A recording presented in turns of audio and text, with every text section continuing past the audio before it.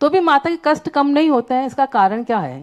जैसे सीता सती, अंजना सती, तो इनके घर में हनुमान जी, लव कुश वगैरह आए चरम शरीरी, फिर भी माता का कष्ट कम क्यों नहीं हुआ? कभी कभी प्रसिद्धि जो होती है पुण्य के उदय से ही नहीं मिलती, संघर्षों के बाद जो प्रसिद्धि मिलती है वो अमर होती है। महान पुरुषों के अंदर दो एनर्जियां होती हैं। एक एनर्जी वो सुखपूर्वक अर्जित करते हैं। जब सुखपूर्वक कोई एनर्जी आती है तो वो स्वयं को तो सुखी बनाती है, सामने वाले को सुखी नहीं सुप्त बनाती है। किसी सुखी व्यक्ति के साथ एक बहुत छोटा सा उदाहरण दे रहा हूं मैं। एक कोई गरीब आदमी, आपका बच्चा या आपकी कोई महिला 8 दिन के लिए किसी अमीर आदमी के घर भेज दीजिए, लौटने के बाद वो इतना झुंझलाएगा घर में, बोले ये कोई जिंदगी है? जिंदगी तो वो है जो मैं देख के आया हूं। आप अपनी पत्नी को सुनो, लोगों, बिल्कुल शांत स्वभाव वाली है, 8 दिन के लिए किसी अमीर बेटे, अमीर बहू की सहेली बना देना, फिर 9वें दिन जब लौट के आए तब तमाशा देख लेना। सही बात है। बालक को यदि तुम बना देना किसी अमीर व्यक्ति का दोस्त, फिर जब वो लौट के आए तो जो पिताजी को जो जवाब देगा, वो जवाब तुम कहोगे 8 दिन में हो क्या गया? इसको कोई ऊपरी बाधा हो गई? ऊपरी बाधा नहीं हुई, एक अमीर की संगति करके आया है। तो सुख के दिनों की जो एनर्जी मिलती है सुखी व्यक्ति से, वो हमें लोभित करती है और सुप्त करती है। एक एनर्जी होती है दुखी व्यक्तियों की। जितना व्यक्ति दुखी होगा और उसके बावजूद भी वो धर्म में दृढ़ रहेगा, ऐसे व्यक्ति का ध्यान करना, पूजा करना हमें जमीन से आकाश में उठा देता है। जय हो, जय हो। इसलिए आपने सारे, मैंने इस पर कई बार प्रवचन दे चुका हूं, 24 तीर्थंकरों में पारसनाथ की क्यों पूजा होती है? इतने सुखी भगवान हुए हैं, जो बीच के भगवान सब सुखी रहे, उनकी कोई पूजा थी, आराधना नहीं। पारसनाथ की क्यों? पारसनाथ की मूर्ति में एनर्जी ज्यादा होती है, वो हमें जगाती है। आज इतने राम हुए हैं, 8 राम हुए, लेकिन श्री रामचंद्र जी दशरथ पुत्र ही क्यों प्रसिद्ध हुए?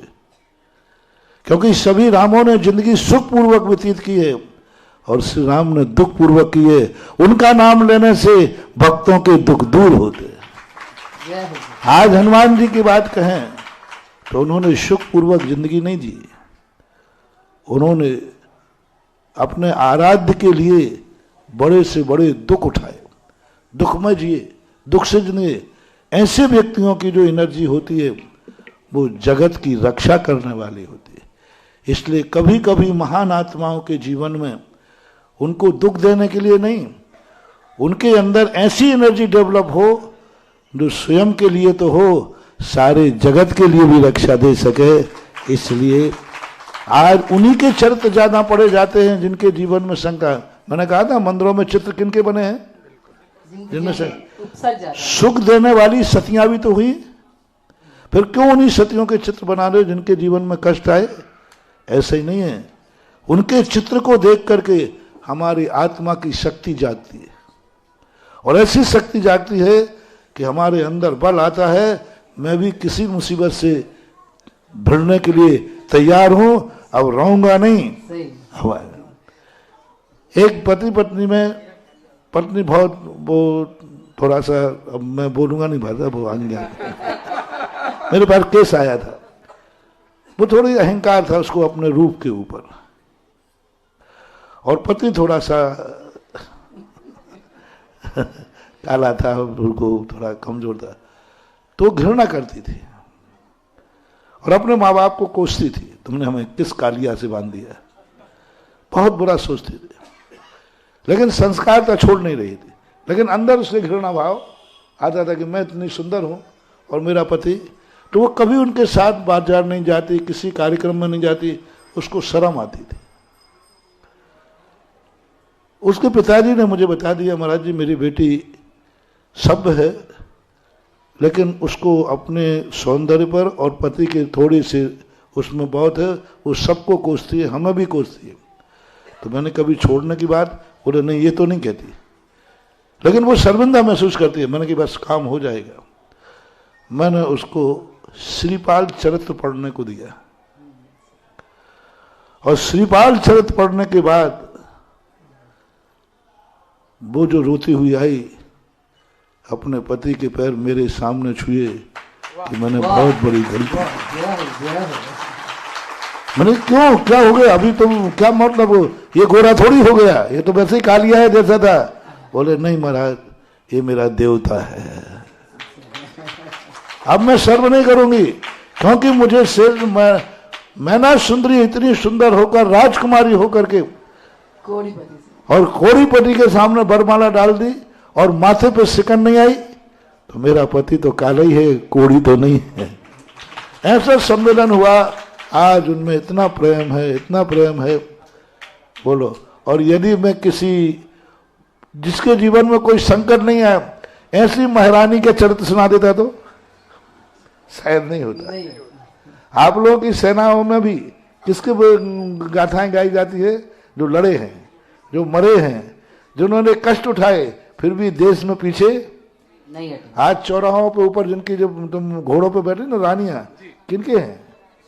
जो रानियां घरों में सुखपूर्वक रही उनके हैं, कि जो संघर्ष पूर्वक देश के लिए लड़ी हैं उनके हैं?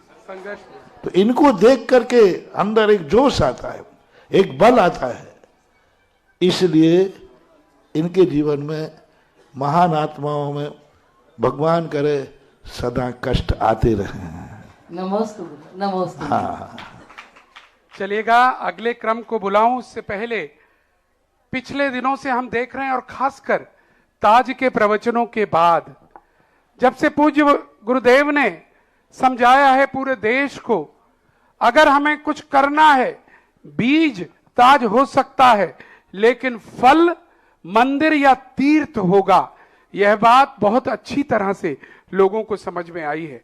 आगरा के लोगों को तो आई है, लेकिन हम पिछले 2-3 दिन से लगातार देख रहे हैं कि बाहर से लोगों के हम पर संदेशे आ रहे हैं भूदान के लिए।